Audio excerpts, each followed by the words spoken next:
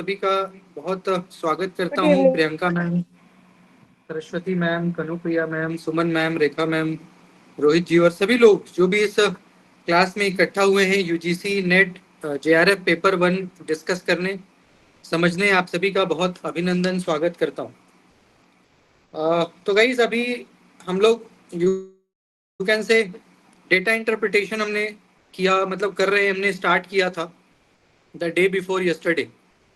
तो कल भी हमने डीआई की बात की, कुछ क्वेश्चंस हमने बनाए थे डेटा इंटरप्रिटेशन पे बेस्ड, और आज के भी क्लास में हम लोग डीआई करेंगे। अभी 2-4 दिनों तक डीआई के अलग अलग पैटर्न पे आपको मैं क्वेश्चन करवाऊंगा।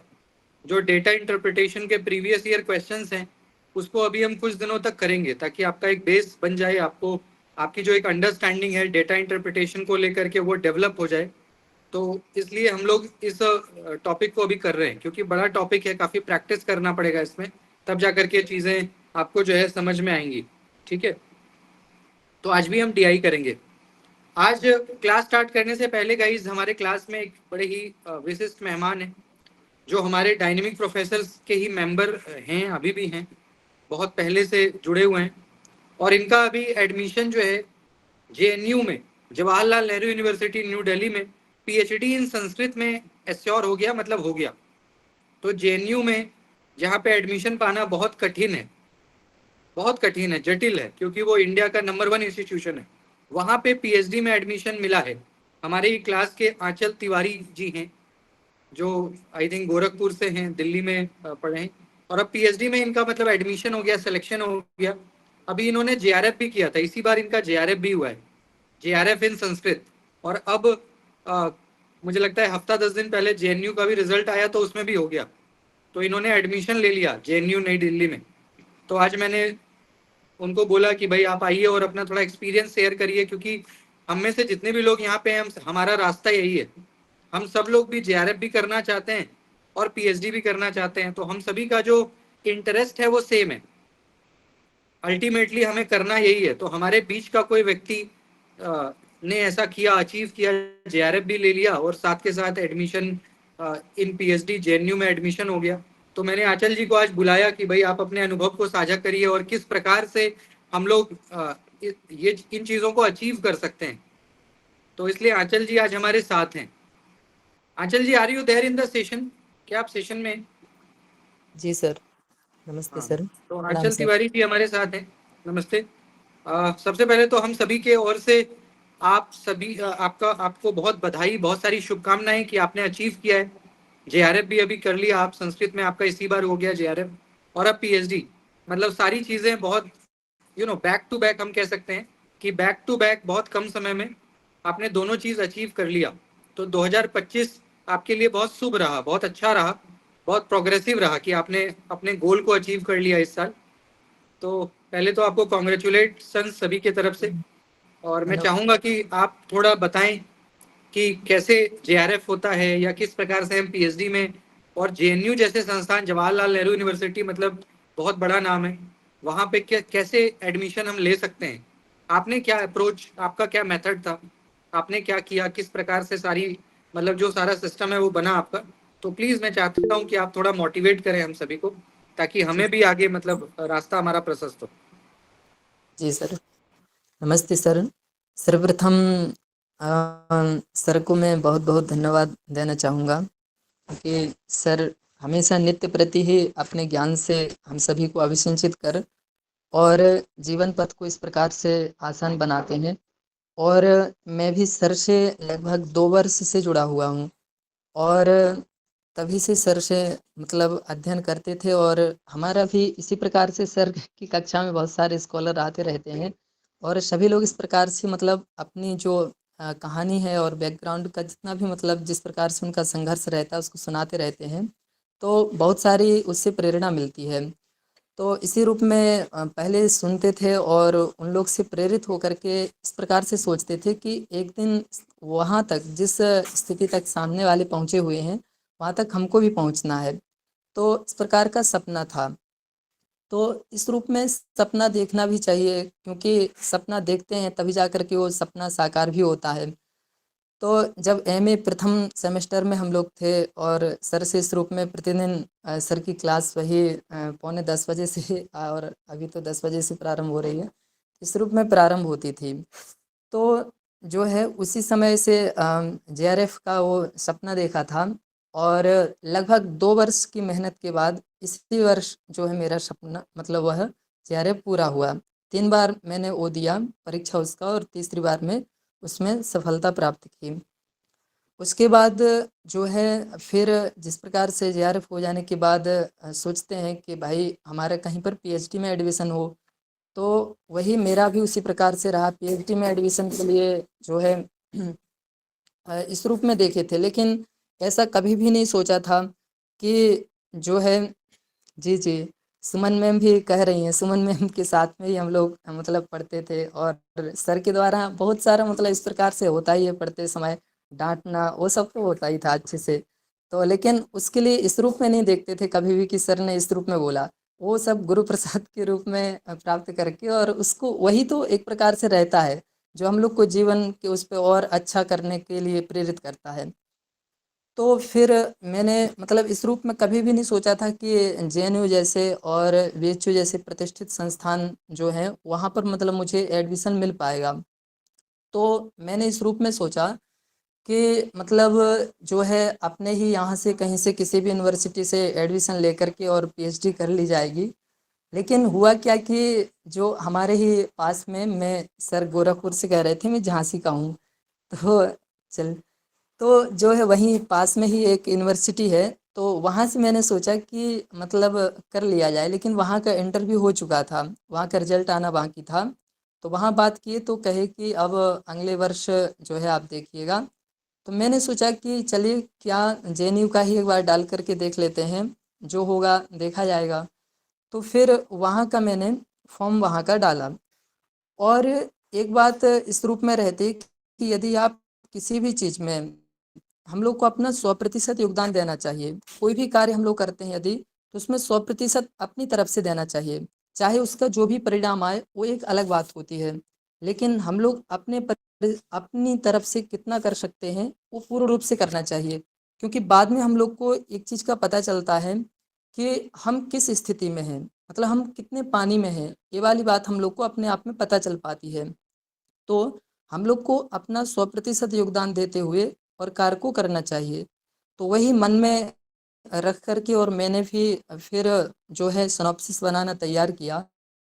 और सबसे बड़ी समस्या सिनॉप्सिस की आती है, क्योंकि जब हम लोग प्रतियोगी परीक्षाओं की तैयारी करते हैं, तो प्रतियोगी परीक्षाओं में हम लोग को उतना अंदर जा कर के नहीं पढ़ना होता है। बहुत सारी चीज़ें इस रूप में रहती हैं जो समझ लेते हैं तो काम चल जाता है और बहुत सारी चीज़ें स्मरणीय रहती हैं, याद करने वाली रहती हैं। तो उनको याद करके और अच्छी यदि आपका मतलब मेमोरी बहुत अच्छी तरीके से यदि स्मरण शक्ति अच्छी है, तो प्रतियोगी परीक्षाएँ अक्सर आप लोग पास मतलब हम लोग पास कर सकते हैं। लेकिन जो है सिनॉप्सिस जब बनाने के लिए बात आती है, तो वहाँ पर विषय की जानकारी बहुत अत्यंत आवश्यक होती है। यदि आपका विषय बहुत अच्छी तरीके से नहीं है, विषय की पकड़ आपकी यदि बहुत ही अच्छी नहीं है, तो आप सिनॉप्सिस नहीं बना सकते हैं। फिर अपने से टॉपिक का निर्धारण आप नहीं कर सकते हैं। और फिर तो वही समस्या मेरे साथ भी थी, लेकिन विषय से संबंधित जानकारी तो मेरी थी ही, लेकिन फिर भी मुझे थोड़ी-सी समस्या आई। तो कुछ जो मतलब जो कुछ प्रोफ़ेसर लोग थे, उन लोगों से भी मैंने थोड़ा-सा पूछा, तो वो लोग भी सीधी-सीधी नहीं बतलाते हैं। वो लोग भी कहते हैं कि इस प्रकार से कर लो और इस रूप में जो है अपने से विचार कर लीजिए। तो वही मेरा हुआ और मैंने भी थोड़ा-सा और अच्छी तरीके से विचार करके और फिर देखा, तो उसी में मुझे एक मतलब गाइडेंस करने के लिए एक मतलब सर मिले और उनसे मुझे पता एक बात चली। उन्होंने कहा कि देखिए, जहाँ से आप एडमिशन लेना चाह रहे हैं, वहाँ पर माँगा क्या जाता है? जैसे आप वहाँ से पीएचडी करना चाह रहे हैं, तो वहाँ क्या माँगते हैं? जैसे कि जेएनयू है, तो जेएनयू में जैसे कि मैं संस्कृत से रहा हूँ, तो संस्कृत में अत्यधिक गंभीर विषय को लेकर के भी मैं वहाँ पर नहीं जा सकता हूँ। जैसे संस्कृत में बहुत सारे ऐसे विषय हैं जो बहुत ही गंभीर हैं, प्राचीन मतलब जो ऋषियों के द्वारा लिखी गई जो बहुत ही गंभीर-गंभीर जो ग्रंथ हैं, उनको लेकर के भी मैं नहीं जा सकता था। तो उन्होंने कहा कि मतलब जो वहाँ पर माँगा जाता है, जैसे आधुनिकता से भी संबंधित हो और प्राचीनता से भी जो जुड़ा हुआ हो। तो इस प्रकार का विषय यदि आप उनके सामने यदि प्रस्तुत करते हैं, तो थोड़ा-सा सिलेक्शन होने के जो चांस हैं वो थोड़े बढ़ जाते हैं। तो मैंने भी इसी प्रकार से कुछ किया और मेरा जो विषय था वो दर्शन में न्याय वैशेषिक से संबंधित था। जैसे न्याय के प्रणेता गौतम माने जाते हैं, गौतम हैं, और कणाद के प्रणेता जो है सॉरी, वैशेषिक दर्शन के प्रणेता महर्षि कणाद हैं।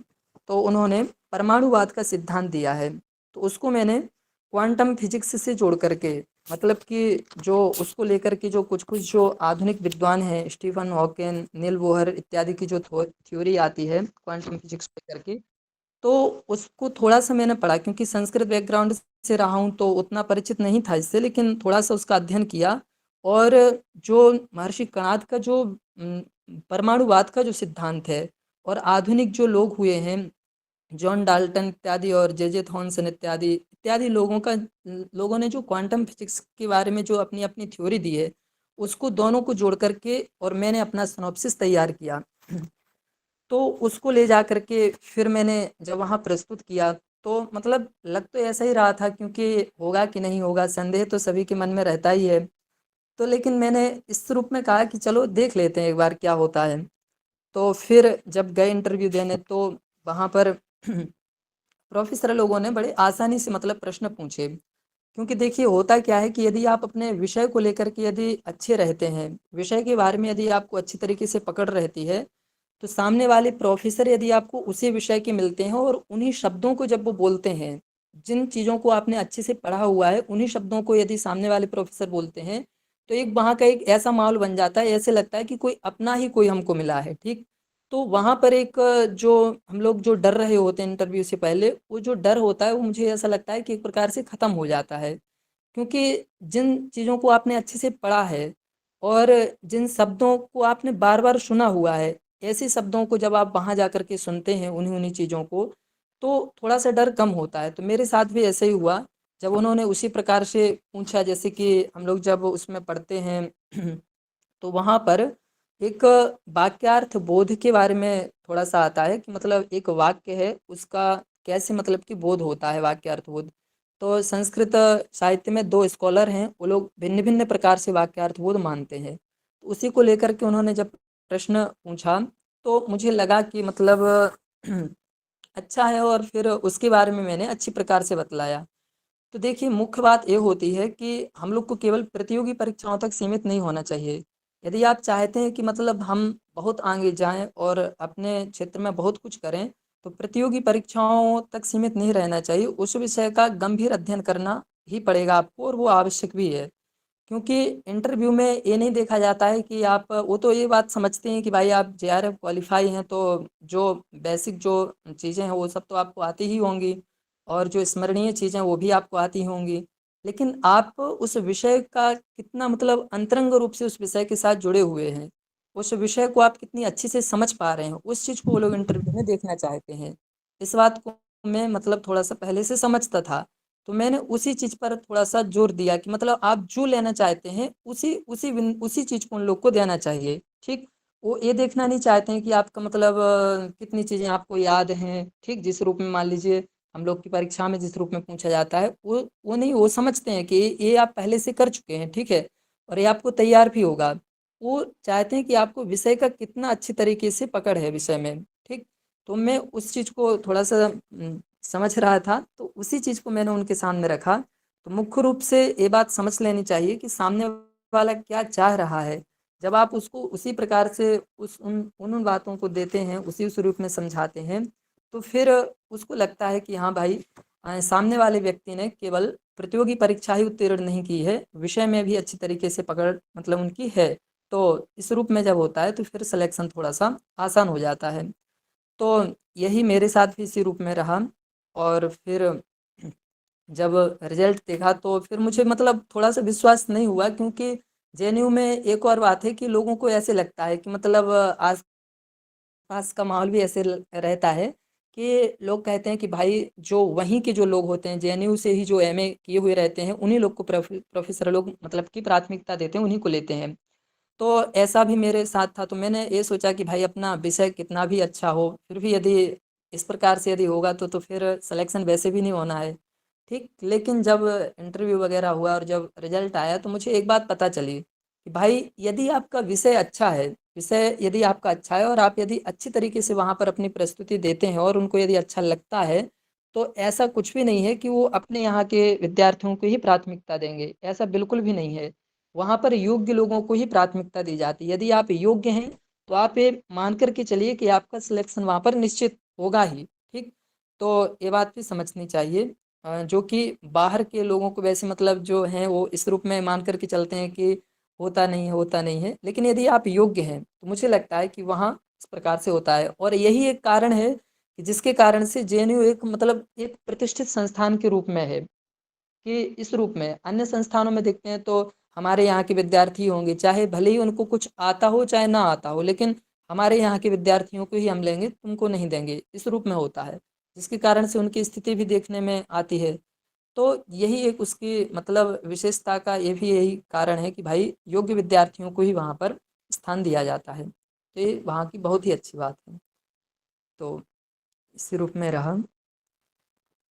तो आंचल जी, जैसे पीएचडी करने के लिए किस तरह का माइंडसेट होना चाहिए, मतलब पीएचडी सिलेक्शन की मैं बात कर रहा हूँ, क्योंकि जेआरएफ नेट की तैयारी तो आप कर रहे थे, सब लोग करते ही हैं, उसका सिलेबस तो पता होता है, बट जैसे किसी को पीएचडी में एडमिशन चाहिए, उनका नेट है या मान लीजिए नेट भी नहीं है, बस पीएचडी क्लियर है, तो कैसे वो मतलब पा सकते हैं एडमिशन, क्या तरीका होता है, और क्या माइंडसेट होना चाहिए पीएचडी में कि जी उसका सर। एडमिशन हो। जी। सर्वप्रथम सर, जब हम लोग नेट जेआरएफ के सिलेबस को जब हम लोग पढ़ रहे होते हैं, तो कुछ लोग इस रूप में मतलब सोचते हैं कि केवल परीक्षा पास करना ही हमारा उद्देश्य है, ठीक? किसी भी रूप में हम इस विषय को समझ लेंगे और परीक्षा को पास कर लेंगे, ठीक है? तो वो परीक्षा वगैरह तो पास हो जाती है, लेकिन वो जो विषय है वो उतनी गहराई से मतलब कि नहीं रह जाता है। इसलिए यदि हम लोग नेट जेआरएफ की तैयारी करते समय ही वहाँ पर यदि जब विषयों को जब चीज़ों को समझते हैं और पढ़ते हैं, तो पढ़ते समय ही हम लोग को केवल ये नहीं सोचना चाहिए कि हमको केवल परीक्षा ही पास करनी है। उस विषय को बिल्कुल अच्छी तरीके से समझना चाहिए और यदि आप उस विषय को उसी समय यदि अच्छी प्रकार से समझते हुए चलते हैं, तो आपको उसमें 2 फ़ायदा हो जाएँगे। एक तो परीक्षा भी आपकी पास हो ही जाएगी और दूसरा जो है उस विषय को भी आप अच्छी प्रकार से समझ पाएँगे। जिससे होगा क्या कि पीएचडी में जो है आपका सिलेक्शन थोड़ा-सा आसान होगा। क्योंकि पीएचडी के लिए मुख्य रूप से एक ही बात मतलब की है कि विषय के साथ में आपको अच्छी प्रकार से जुड़ना पड़ेगा। उसका आपको अच्छी तरीके से मतलब कि नॉलेज बहुत ही आवश्यक है। और जब आप उसके साथ में विषय के साथ अच्छी तरीके से जुड़ पाते हैं और आप यदि कुछ नया करना चाहते हैं, ये बात पहले से मतलब हम लोग को सोच करके रखनी चाहिए। यदि आप नेट जेआरएफ करते समय ही यदि अपना मतलब इस प्रकार से माइंडसेट बना करके चलते हैं, मुझे पीएचडी करना है, तो फिर बाद में आपको सिनॉप्सिस बनाने की उतनी समस्या नहीं आती है। आप पहले से ही अपना एक तरीका और अपने विषय को लेकर के सोच करके चलिए कि मुझे इस विषय में कुछ नया करना है, ठीक? लोग इस रूप में सोचते हैं कि मतलब मैं थोड़ा से भी पीएचडी करते समय इधर-उधर कुछ करके और कर लूँगा, तो यही दिक्कत होती है फिर बाद में जाकर के उनका, क्योंकि प्रोफेसर लोग रहते हैं, वहाँ पर ऐसा तो होता नहीं है कि भाई मतलब हम ही लोगों की तरह लोग बैठे हुए हैं, वहाँ पर कम से कम बहुत अनुभवी लोग बैठे रहते हैं। वो लोग मतलब सिनॉप्सिस को देख करके ही बतला देंगे कि भाई आपका सिनॉप्सिस मतलब कुछ इसमें नवीनता है कि नहीं है, कि आप मतलब कहीं से देख करके ऐसे ही बना करके ले आए हैं। तो कहने का तात्पर्य ये है, कि यदि आप अपना पीएचडी के लिए बहुत ही अच्छी तरीके से यदि वो देना चाहते हैं, तो आपको पहले से एक माइंडसेट और एक पहले से एक नवीनता ढूँढनी चाहिए। और वह जो नवीनता है, वो नवीनता हम लोग को एकदम से नहीं मिलती है। जैसे होता है अक्सर विद्यार्थियों के साथ यही होता है कि जेआरएफ हो गया तो तुरंत फिर पीएचडी में एडमिशन लेने के लिए तुरंत सिनॉप्सिस तैयार करना है।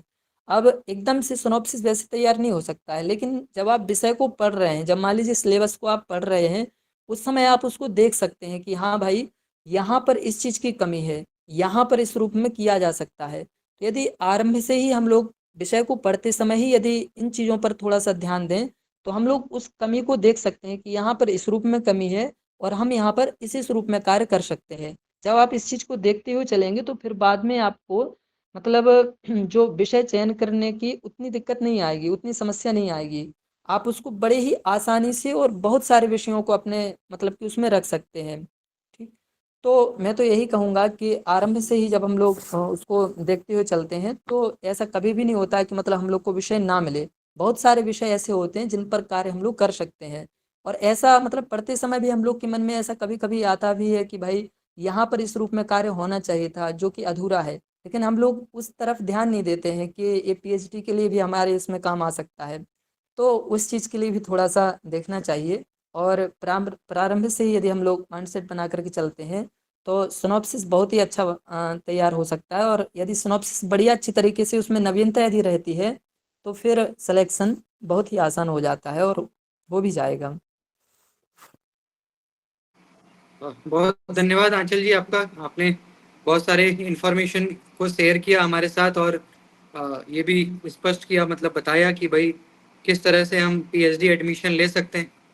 और क्योंकि आपका जेएनयू में हुआ है, बहुत बड़ी बात है वहाँ पे पढ़ना, वहाँ से पीएचडी करना।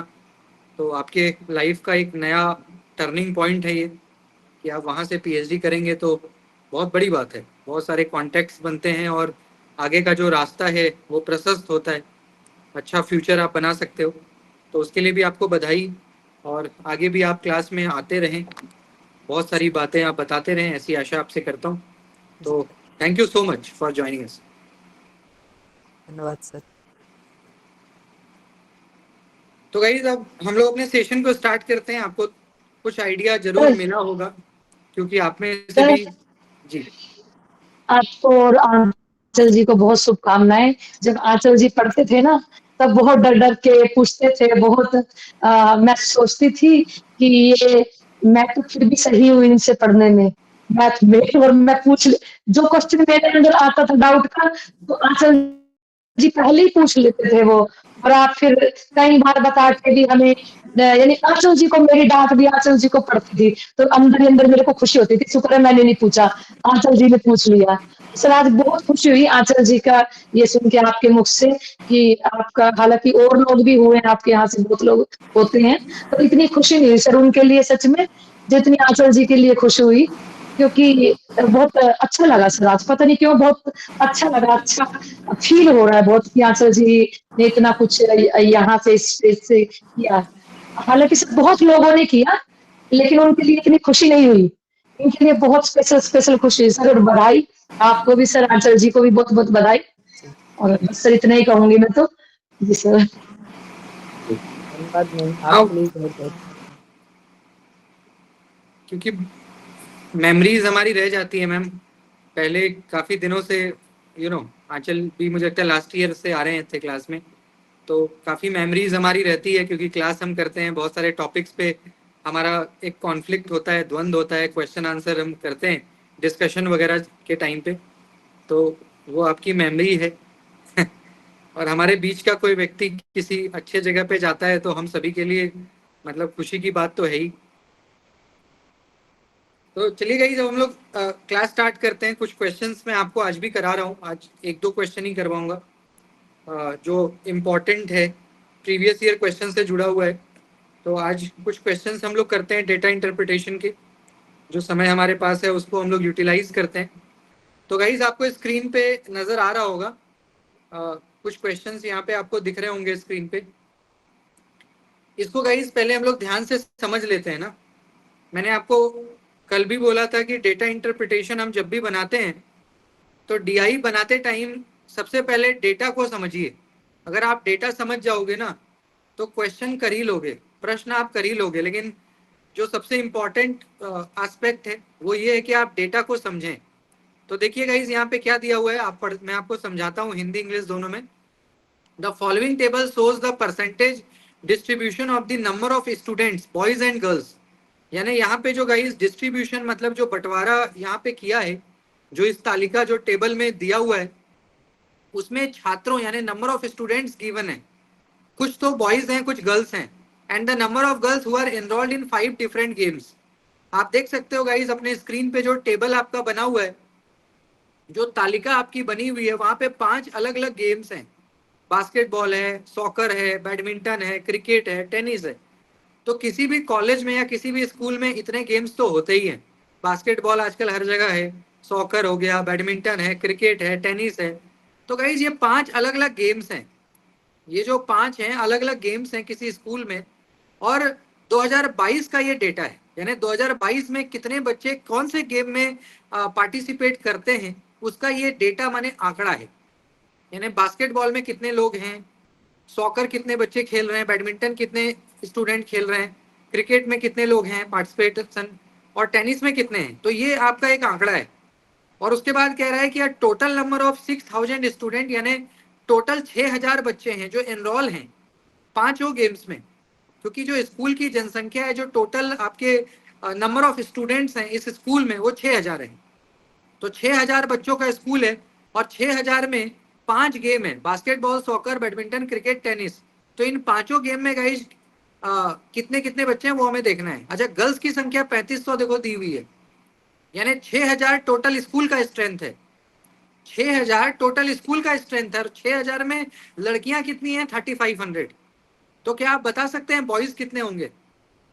यदि 6000 में 3500 गर्ल्स हैं तो बताइए बॉयज कितने होंगे इस स्कूल में? एनीबडी? अगर आप 250। 6000 में 3500 गर्ल्स हैं तो बॉयज कितने हुए, माइनस करिए ना। 6000 में 3500 को माइनस करिए, कितना आया? 2500। 2500 सर। 2500, 2500, 2500। हाँ, तो इसका मतलब गाइज ये बहुत क्लियर है कि इस स्कूल में एक तो जो कुल बच्चे हैं, टोटल स्टूडेंट्स हैं वो 6000 है। 6000 में लड़के हो गए 2500, लिख लीजिए, बॉयज हो गए 2500 और गर्ल्स हो गई 3500, ये लिखा हुआ है। गर्ल्स तो चलो दिया ही हुआ है, बॉयज हमने निकाल लिया। तो इतनी बात तो क्लियर है कि स्कूल में कितने बच्चे, उसमें कितना बॉय कितना गर्ल, ये तो पता है। अब आइए, अब टेबल देखिए ध्यान से। आप देखिए गाइज, अगर हम बास्केटबॉल की बात करें तो टोटल स्टूडेंट का 16%, यानी 6000 का 16% जो है ना वो बास्केटबॉल खेलता है। अगर हम सॉकर की बात करें, सॉकर की, तो 6000 का 21%, 6000 का 21% अगर आप निकालोगे तो उतने स्टूडेंट जो है ना सॉकर खेलते हैं। बैडमिंटन की बात करें तो 6000 में 14%, यानी 6000 का 14% अगर आप निकालें तो उतना बच्चा जो है वो बैडमिंटन खेलता है। क्रिकेट जो है वो करीब 29%, 6000 का 29% अगर आप निकालोगे उतने बच्चे क्रिकेट खेलते हैं। और टेनिस की अगर हम बात करें तो गाइस 6000 का 20%, ये तो आता है निकालना, अभी मैं दिखाऊंगा, अभी आसान है। जैसे 6000 का 20% क्या होगा, कोई बता सकते हैं? 6000 का 20% कितना होगा, बताइए कोई भी। 1200 6000 का 1200 सर। 20/100 1200 सर। 1200 है ना। मैं निकालूंगा अभी, सिखाऊंगा भी आपको। तो इतना मान लो गाइस कि ये तो एक डेटा हो गया। अब आइए गर्ल्स में। तो गाइस आप गर्ल्स में देखिए कि अगर हम बास्केटबॉल की बात करें तो करीब 14%, कितने का? 3500 का, क्योंकि गर्ल्स कितनी है 3500, लड़कियां हमारे पास कितनी है 3500, तो 3500 में करीब 14% बास्केटबॉल खेलती है।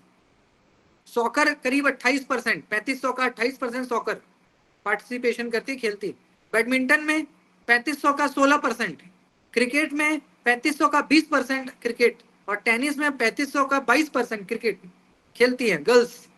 तो ये एक हमारे पास डेटा है, यानी पहले की टोटल हम कितने बच्चे हमारे पास हैं, कौन सा कितना परसेंट बच्चा कौन से गेम में है, इंटरेस्टेड है, खेल रहा है। और उसके बाद गर्ल्स 3500 गर्ल्स हैं, 3500 3500, तो 3500 में कौन सा कितनी लड़कियां कौन से गेम में है वो भी दिया हुआ है। बॉयज का हमें नहीं पता, वो क्वेश्चन के अकॉर्डिंग हम करेंगे। बाकी बॉयज टोटल नंबर कितना है 2500, वो आपने बता दिया, क्योंकि 6000 टोटल बच्चे हैं और 6000 में 3500 माइनस करिएगा, 2500 में लड़के हो गए। क्या यहां तक सभी का क्लियर है? बताइए, क्या यहां तक सभी का क्लियर है? ये क्वेश्चन हो गया, ये डेटा, दिस इज डेटा। तो डेटा आपको समझ में आ गया। अब आइए क्वेश्चन नंबर 1 देखिए, नीचे दिया हुआ है, बहुत इजी क्वेश्चन पूछा है गाइस। कहता है what is the number of boys, what मतलब क्या, नंबर मतलब संख्या, यानी कितने लड़कों की संख्या है who are enrolled in the game basketball. यानी गाइस आपको बोल रहा है कि बास्केटबॉल में बताओ, पर्टिकुलरली कहता है बास्केटबॉल में बताओ कितने लड़के एनरोल्ड हैं, कितने लड़के बास्केटबॉल खेलते हैं। तो गाइस पहले तो आप मुझे ये बताओ कि टोटल बॉयज कितना बताया आपने मेरे को, बॉयज की संख्या कितनी बताई आपने? 2500। बहुत बढ़िया, 2500 तो लड़के हैं, ये तो क्लियर है। अब गाइस बास्केटबॉल पे आइए, सब लोग बास्केटबॉल को देखो ध्यान से। गाइस सबसे पहले मेरे को ये बताओ कि 6000 बच्चे हैं स्कूल में, ठीक बात है, 6000 टोटल बच्चा है, तो 6000 में कितना बच्चा बास्केटबॉल खेलता है? 16%। तो गाइस 16% ऑफ 6000 निकालिए तो एक बार, 16% ऑफ 6000 निकालिए, इससे हमें 960 सर। और उसके बाद गाइस आप देख सकते हो कि लड़कियां जो बास्केटबॉल खेलती हैं वो 14% है। तो पहले ये दोनों हमको सॉल्व करना पड़ेगा, तभी मामला आगे बढ़ेगा। यानी गाइस हम पहले टोटल स्टूडेंट निकाल लेते हैं जो बास्केटबॉल खेलता है। तो टोटल स्टूडेंट कितना है? 16%। तो पहले इसको निकालो, फिर लड़कियों को हम निकाल लेंगे कि लड़कियां कितने हैं, फिर माइनस करेंगे। देखो यहाँ पे ध्यान से, यहाँ पे आप देख सकते हैं गाइस कि पहले टोटल बच्चे निकाल लेते हैं। टोटल कितना है? तो 16%, 6000 का 16% जो है आपका बास्केटबॉल खेलता है। तो काटो, कट कर दिया, 16 6 कितना होता है? 96 और 1 0 तो 960। यानी गाइज 960 बच्चे बास्केटबॉल खेलते हैं। अब लड़कियों का निकालो, लड़कियां कितनी खेलती हैं गाइज? 3500 का 14%, इतनी गर्ल्स बास्केटबॉल खेलती है। इसको कट करो, इसको मल्टीप्लाई करो, कितना हो गया? 14 25 70, हाथ में 7, 14 7 14 3 42, 490। यानी गाइज टोटल स्टूडेंट 960 बच्चे क्या खेलते हैं? बास्केटबॉल। अगर हम बास्केटबॉल की बात करें तो 960 बच्चे क्या खेलते हैं? बास्केटबॉल। 960 में गई लड़कियां कितनी हैं? 490। तो भैया दोनों को माइनस करो ना, टोटल में गर्ल्स को माइनस करो ना, बॉयज आ जाएगा, क्या दिक्कत आ गई? टोटल बच्चे बास्केटबॉल खेलते हैं कितने? 960। 960 बच्चे बास्केटबॉल खेलते हैं, उसमें लड़कियां कितनी? 490। माइनस करिए ना, 0 16 9 9 गया 7, 8 में 4 गया 4, 470 हो गया आपको। यानी गाइस करीब 470 बच्चे हैं। लड़कों की अगर हम बात करें तो 470 ऐसे लड़के हैं जो बास्केटबॉल खेलते हैं। बहुत इजी क्वेश्चन है। Is it clear? क्लियर है सभी का? Yes sir. Yes sir. तो सिंपल क्वेश्चन है गाइस, डेटा भी आपको दिख रहा है यहाँ पे, गर्ल्स का डेटा क्या है, बॉयज का डेटा क्या है, तो ये आपको दिख रहा है। तो देख सकते हैं गाइस ऑप्शन नंबर 4 करेक्ट है ना, 470। स्निग्धा मैम पूछ रहे हैं 2500 कम्स फ्रॉम वेयर। मैम आप ये जो टेबल बना हुआ है ना, इसको ध्यान से देखिए। आप देखिए स्टूडेंट में ब्रैकेट में लिखा हुआ है आउट ऑफ 6000। इसका मतलब क्या है कि टोटल बच्चे कितने हैं स्कूल में? 6000। और गर्ल्स में देखिए मैम ब्रैकेट में लिखा हुआ है 3500। यानी 6000 में 3500 लड़कियां हैं, तो लड़के कितने हुए? आप ही बताइए। अगर आप मान लो आप किसी स्कूल में पढ़ते हो, और आप जिस स्कूल में पढ़ते हो वहाँ 6000 का स्ट्रेंथ है, टोटल बच्चे 6000, 6000 में 3500 गर्ल्स है, तो बॉयज कितने हुए? माइनस करिए, बॉयज हो गए 2500। Question number 2 guys, question number 2 क्या कह रहा है? Number of boys who are enrolled in soccer, number of boys who are enrolled in soccer is -% of the number of boys who are enrolled in all the 5 sports games. Question बहुत आसान और interesting है। कहता है कि number of boys, जितने लड़के क्या खेलते हैं? सॉकर। अब देखिए क्वेश्चन सेम है लेकिन गेम बदल गया। अभी हम बास्केटबॉल निकाल रहे थे, अब सॉकर का निकालना होगा। कहता है कितने लड़के सॉकर खेलते हैं? पहले तो ये बताओ। क्वेश्चन को 2 पार्ट में बांटिए। क्वेश्चन का पहला पार्ट क्या है कि कितने बच्चे सॉकर खेलते हैं, तो वो तो हम निकाल लेंगे, तरीका पता है, अभी करते हैं। और क्वेश्चन का दूसरा पार्ट क्या है कि number of boys who are enrolled in soccer is -% of the number of boys who are enrolled in all the 5 sport games. यानी गाइज जो पांचों गेम है गाइज, इन पांचों में मिला के कितने लड़के हैं? अभी बताइए, अभी जस्ट बताया। इन पांचों गेम में टोटल लड़के कितने हैं? टोटल बॉयज की संख्या क्या है पांचों गेम में? बताइए। 2500। टोटल बच्चे तो 2500 हैं, लड़के तो 2500 ही हैं भैया।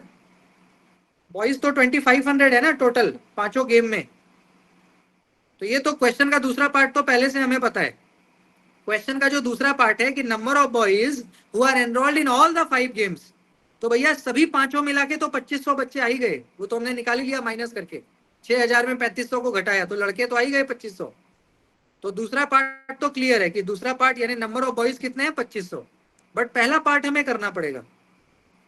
तो सॉकर में गाइज आप देखो यहाँ पे, सॉकर में हमें देखना पड़ेगा कि सॉकर में देखो टोटल बच्चे कितने हैं, 6000 का 21%। तो बताइए गाइज कि कितने बच्चे सॉकर खेलते हैं? 21% का 6000, बताइए 6000 का 21%। और लड़कियां जो हैं गाइज, 160। लड़कियां जो हैं वो 3500 का 28% लड़कियां जो हैं वो सॉकर खेलती हैं। तो पहले तो इसको निकालना पड़ेगा हमारे को, फिर हम आगे की बात करेंगे। यहाँ देखिए, यहाँ देखिए गाइज, पहले हम क्या करते हैं, 21% ऑफ 6000, तो 21 अपॉन में 100 गुना में 6000।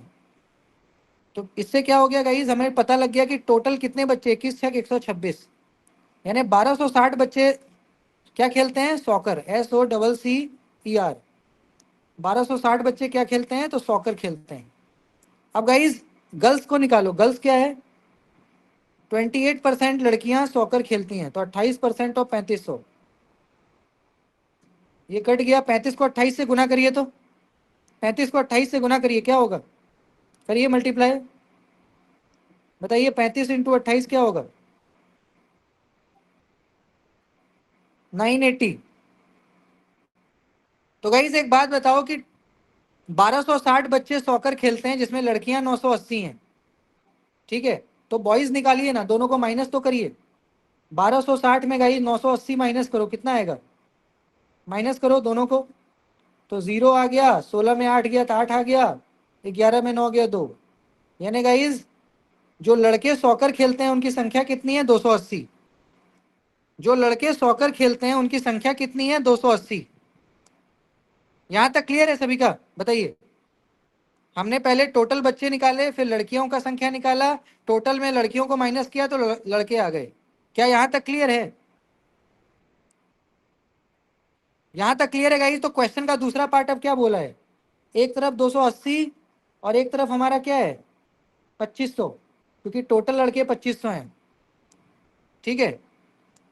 अब गाइस हमें क्या कह रहा है कि जितने लड़के सॉकर में हैं, जैसे 280 लड़के हैं ना, सॉकर में कितने लड़के हैं, 280।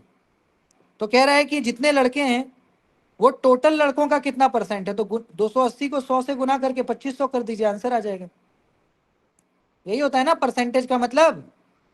क्वेश्चन क्या कह रहा है कि जितने लड़के सॉकर खेलते हैं, सॉकर कितने लड़के खेलते हैं, 280, तो कह रहा है जितने लड़के सॉकर खेलते हैं और जितना टोटल लड़कों की आबादी है, टोटल लड़के कितने हैं, 2500, सभी पांचों गेम मिला के, टोटल पांचों मिला के 2500 बच्चे, और सॉकर में अकेले 280, तो 280 2500 का कितना परसेंट होगा। तो इसके लिए क्या करते हैं, जब किसी दो नंबर को परसेंटेज में कन्वर्ट करना होता है ना, तो जो छोटा संख्या है उसको 100 से गुना करिए। 280 छोटा है ना, तो इसको 100 से गुना करिए, नीचे 2500 डालिए, कैंसिल करिए, जो होगा आंसर, कैंसिल करिए, 0 0 उड़ गया इधर से, 25 को 280 से काटो, कितना बार में जाएगा, 11.2। 25 से 280 पूरा नहीं जाएगा, लेकिन हाथ में 3, 11.2 के आसपास आएगा आंसर, 11.2। तो यही हो गया आंसर, पूरा नहीं कटा लेकिन 11 पॉइंट समथिंग, तो 11 आंसर हो गया। सभी को समझ में आया गाइस।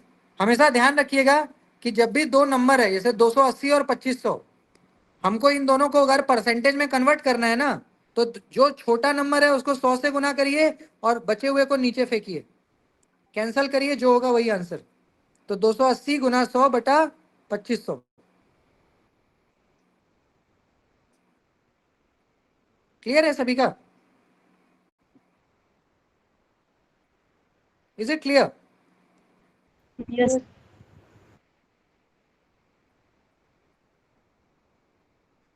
तो ऑप्शन देख सकते हैं गाइस, आप ऑप्शन देख सकते हैं, कौन सा आंसर हो गया हमारा, 11.2, ठीक है, क्लियर है ना।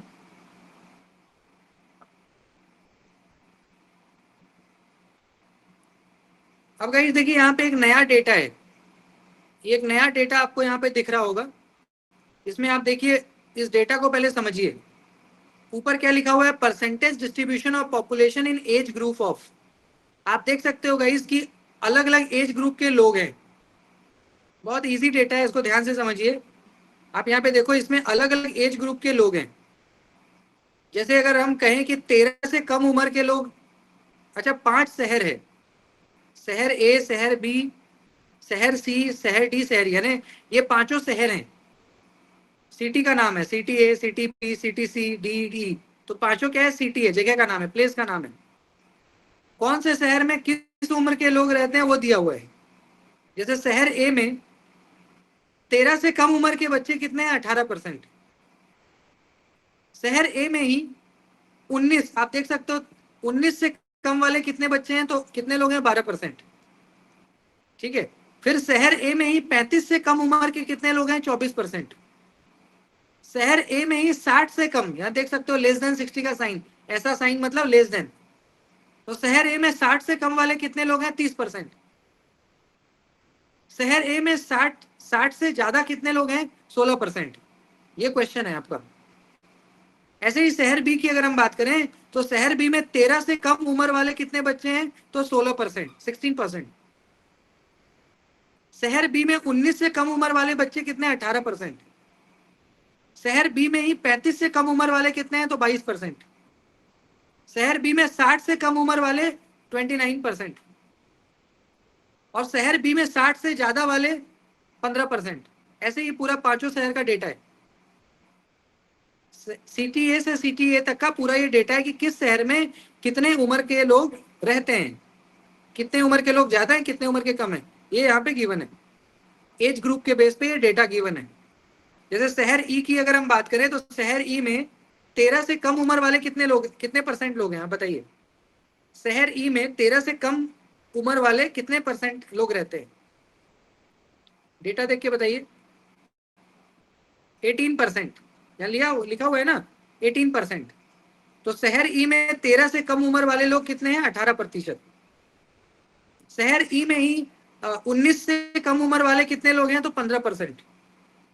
शहर ई में ही 35 से कम उम्र वाले कितने हैं? तो 25%। यार ऐसे ही पूरा है। ये जो साइन है ना, ग्रेटर देन, लेस देन, ये बचपन में आपने पढ़ा था, वही ये लेस देन का साइन है। 35 से कम, 60 से कम, है ना, 13 से कम, और फिर लास्ट वाला देखिए ग्रेटर देन का साइन है, यानी 60 से ज्यादा वाले। 60 से ज्यादा मतलब 60 से फिर 100 तक, तो वो है। क्या ये टेबल समझ में आ रहा है आपको? बताइए, क्या ये टेबल समझ में आ रहा है आपको या नहीं आया? जी सर। अब क्वेश्चन पे आइए, बहुत इजी है, बहुत इजी टेबल है गाइस, इसको ध्यान से देखिए। क्वेश्चन एक करिएगा तो आपका दिमाग खुल जाएगा, समझ में आ जाएगा क्या मामला है। क्या कहता है समझिए। If the number of people in city A, if का मतलब यदि शहर ए में जो लोग रहते हैं, खास करके 19 से 35, आप देखिए क्वेश्चन ध्यान से पढ़िए। If the number of people in city A belonging to the age group of 19 से 35, गाइस शहर ए के बारे में बोल रहा है, ये तो क्लियर है कि शहर ए के बारे में बोल रहा है। और शहर ए में भी कितना? तो 19 से 35 वाला। क्या आप में से कोई बता सकता है कि शहर ए में 35 से कम उम्र के कितने परसेंट लोग रहते हैं? बताइए देख करके। 24%। 24%, बहुत सुंदर। या 24%, 19 से 35 वाले 24%, बहुत सुंदर। फिर आगे कहता है कि many people are there in the age group of more than 60 years. ठीक है। अच्छा, ये क्वेश्चन आधा है, यहाँ पे देखिए, आगे भी है ये। तो एक बार और पढ़ते हैं। If the number of people in city A belonging to the age group of 19 से 35 ईयर इज 31,680। ये एग्जैक्ट डेटा भी दे दिया। क्या कह रहा है कि शहर ए में 35 से कम उम्र वाले जो लोग रह रहे हैं ना, उनकी संख्या कितनी है जानते हैं? 31,680। आप देखिए लिख दिया कि शहर ए में 19 से 35 उम्र, जो 19 से 35 जो आपने कहा ना 24%, उसका आंकड़ा भी दे दिया 31,680। तो बोल रहा है इस बेस पे बताओ कि how many people are there in the age group of more than 60 year. तो बताइए इस बेस पे कि 60 से ज्यादा उम्र वाले कितने लोग हैं जो शहर ए में रह रहे हैं। तो बहुत इजी क्वेश्चन है। इस क्वेश्चन को दो पार्ट में करेंगे। पहले क्वेश्चन का पहला पार्ट करते हैं, उसके बाद दूसरा पार्ट तो बहुत आसान है। तो पहले क्वेश्चन का पहला पार्ट करते हैं। क्वेश्चन का पहला पार्ट क्या कह रहा है गाइज कि 19 से 35 उम्र वाले लोग कितने हैं? 24%। बहुत सुंदर बात। तो 24% हमने लिख लिया। 19 से 35 साल के लोग कितने हैं टोटल? 24%।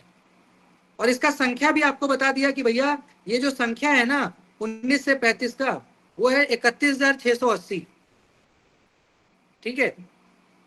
तो यहाँ पे देखिए इसको कैसे, अच्छा एक बात और बताइए, पहले डेटा लिख लेते हैं फिर सॉल्व करेंगे। 60% से ज्यादा कितने लोग हैं शहर ए में? 60% से ज्यादा वाले लोग कितने हैं? 16%, सर। 16%। अब देखिए इसको सॉल्व करने का तरीका कितना सिंपल है। यहाँ पे देखिए गाइस, आपने खुद कहा कि 19 से 35, आपने खुद कहा कि 19 से 35 वाले जो लोग हैं ना, आपने खुद कहा कि 19 से 35 वाले लोग कितने हैं? इतने हैं, और परसेंटेज में ये। तो गाइस यहाँ पे हम क्या करेंगे, 24, ठीक है, बटा 100 गुना x इज इक्वल टू 31,680, ऐसा कर दो। x क्या है? टोटल पॉपुलेशन है। x का मान यहाँ होगा 31,680 गुना में 100 और अपॉन में 24। इसको सॉल्व करिएगा, इसको सॉल्व करिएगा ना तो टोटल आबादी आ जाएगा। मतलब जो शहर ए का जो टोटल आबादी है ना, टोटल मतलब 0 से लेकर और पूरा 60 से टोटल आबादी है, जो x है ना, x क्या हो गया? शहर ए का टोटल आबादी।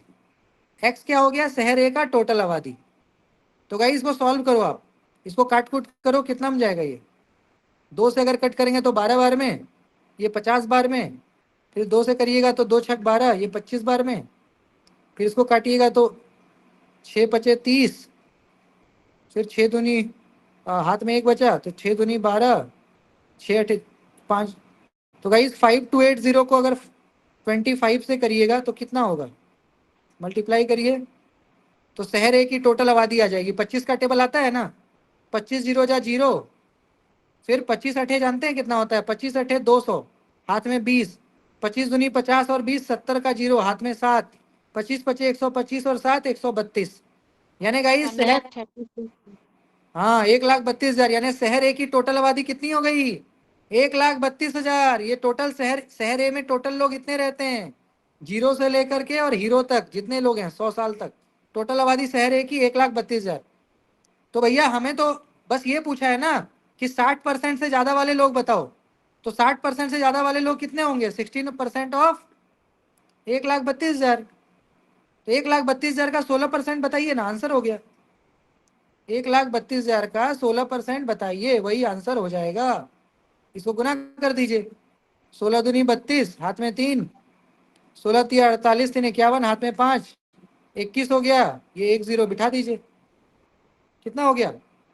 21,120। यानी गाइज शहर ए में जो बुजुर्ग हैं, शहर ए में जो बुजुर्ग हैं, यानी 60 से ज्यादा वाले लोग, उनकी संख्या कितनी हो गई? 21,120। हमने कुछ नहीं किया गाइज, हमने क्या किया? बस टोटल आबादी निकाल ली, शहर ए की टोटल आबादी। उसके लिए क्या किया? बस x मान लिया, टोटल आबादी को x मान के, और 24% तो पहले दिया ही है, 24 बटा 100 x इज इक्वल टू, ये तो गिवन ही है ये दोनों, बस बीच में x ला दिया। x लाने से क्या हुआ कि टोटल आबादी निकल गया शहर का। और जैसे ही टोटल आबादी निकला तो बुजुर्गों की संख्या हमने निकाल ली 16% ऑफ, क्योंकि बुजुर्ग 16% है, तो टोटल 1,32,000 का 16%।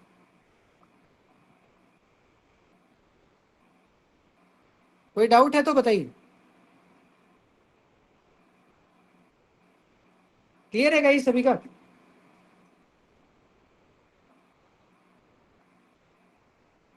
इसको प्रैक्टिस करिएगा, है ना, प्रैक्टिस करने पे और चीजें क्लियर होंगी। ये पीडीएफ में भेज दूंगा, इसको एक बार प्रैक्टिस करिएगा ना तो और चीजें स्पष्ट होंगी आपके लिए। तो ये पीडीएफ में आपको भेज दूंगा। जितना ज्यादा आप प्रैक्टिस करोगे उतना आपका परफेक्शन डेटा इंटरप्रिटेशन में आता चला जाएगा। तो प्रैक्टिस, प्रैक्टिस एंड प्रैक्टिस, जितना प्रैक्टिस करोगे उतनी आपकी जड़ें मजबूत होती चली जाएंगी। तो ज्यादा से ज्यादा प्रैक्टिस करिए, ज्यादा से ज्यादा परफेक्शन आपको आता चला जाएगा। More and more practice leads to more and more perfection, more practice leads to perfection. तो प्रैक्टिस करिए, बाकी बहुत टफ नहीं है, हर दिन कुछ हम नया कर ही रहे। कल और भी कुछ नई बातें करेंगे, कुछ नए डेटास को सॉल्व करेंगे। तो अभी 2-4 दिन और आपको करा दूंगा तो आ जाएगा आपको, मतलब बेसिक आपका क्लियर हो जाएगा। फिर क्या है कि आप घर पे बैठ के बनाते रहो, जितना ज़्यादा बनाओगे उतनी अंडरस्टैंडिंग आपकी बढ़ती चली जाएगी, उतना परफेक्शन आएगा और उतने अच्छे से आप जो है सॉल्व कर पाएंगे। ठीक है, तो यही फंडा है, यही तरीका है, तो इसी तरह से हमें करना है। आज के लिए इतना ही गाइस। आप में से किन्हीं को कोई डाउट है, कुछ बोलना है, कोई क्वेश्चन है तो प्लीज़ आप बताएं। From my side that's all.